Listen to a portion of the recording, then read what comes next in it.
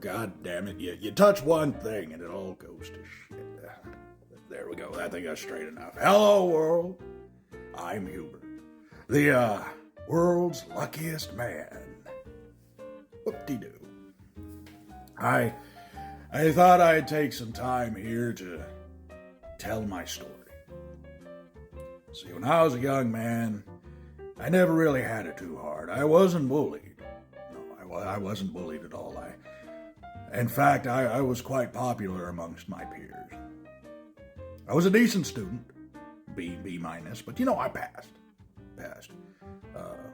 I was always able to find money when I needed it, just like, oh God, I'm like $1, so hey, a $5 bill. It was a pretty simple, uncomplicated life. And then I turned 21. Things changed. Some friends and I had gotten together to celebrate my birthday, and they somehow managed to convince me that, hey, skydiving's fun. Let's go do that. So I get onto a plane with these schmucks, and we get up to altitude, and we're going to jump, and they say, make sure your chutes are on. I'm like, it's good, it's buckled, we're good to go. I jump. I reach the appropriate altitude, I pull the cord, nothing happens. Then I go to pull the emergency cord, nothing happens. So at this point, I do what any other man would do, and I start getting right with God. Contemplating my life's choices and whatnot.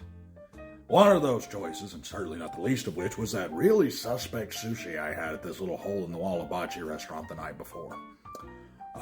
Because that, unbeknownst to me at the time, but would soon make itself known, had a bacteria on it, teeming with it. And when it mixed with my lower intestine, it created a condition. A once-in-a-lifetime and once-only condition that produced and expelled in excess of 3 times my body weight in fecal matter, moments before impact. The force of this expulsion and the sheer mass of it was enough to slow me down below terminal velocity, and then, of course, the caca cushioned my impact. About 100 feet away from a news crew who was interviewing the local fire department.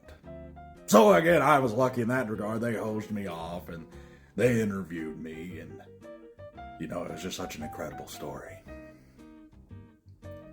But then after that, it was a pretty lonely life, because being known as the man who shit himself to life doesn't land you a whole lot of tail, and I began to feel as though my life had lost its control, or I had lost control of my life, rather, and so I decided to take matters into my own hands.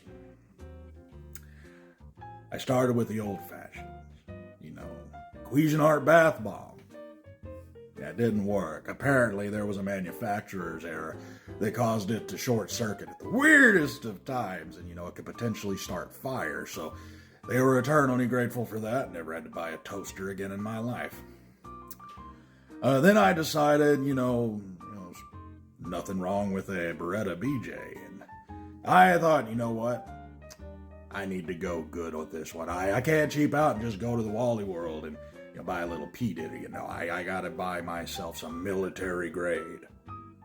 By the way, did you know that military grade means it's the lowest fucking possible standard for functionality? I learned that the hard way. Because, click. Yeah, apparently, the manufacturer of that particular gun had forgotten to install the firing pin. They sold these to the military, by the way, so I'm a hero. Saved a whole bunch of lives by catching this. Yay. Then I figured, I'm being too modern with this. I just need a rope and a tall tree. To the credit of the rope, it didn't fail. The tree did. As I'm sitting there wondering how the branch could have possibly basically disintegrated once my weight was on it, a little green scientist type nerd came by, and he studied trees, and he saw this, and he's like, this is weird. I'm like, you think this is weird? I mean, brother, you don't know the half of it. And he takes a sample of the bark, goes back to his lab. Come to find out, that tree had a new kind of disease that if this tree had pollinated in the following seasons, could have wiped out the entire forest. So I was a hero again. Still not able to shake that moniker of the shit guy, but I had some notability to my name. And then I developed cancer, and I thought, you know what? I don't need to take the fast way. Let's do it low and slow. I'll refuse treatment. In fact, I'll give it a hand. Started chugging a gallon of pig lard and whiskey every day. Turns out that was the cure for cancer. Who'd have fucking guessed? So then I thought, look, I am apparently capable of putting my life in my own hands, so how about I put it in the hands of people who have no problem with destroying other people's lives? The government. So what I decided to do was find some schmuck standing outside a police station, and I beat him to death. I mean, you should have seen me. I gave him a right and a left, and he was all like, why are you doing this? And I'm like, fuck you, you don't matter. And it's just like, it surprised me that with all the commotion, the cops didn't arrive until after he was dead. Considering we were standing right outside the station. They just kind of watched like, that old man's really kicking the shit out of him. But I was tried, and I was sentenced to death. And I thought, great. Finally. I'll get 5 years hanging out in my cell, and then that's it. 5 years later, the day arrived. I was walking down that long hallway to that chair, and I was checking every light. Not so much as a flicker.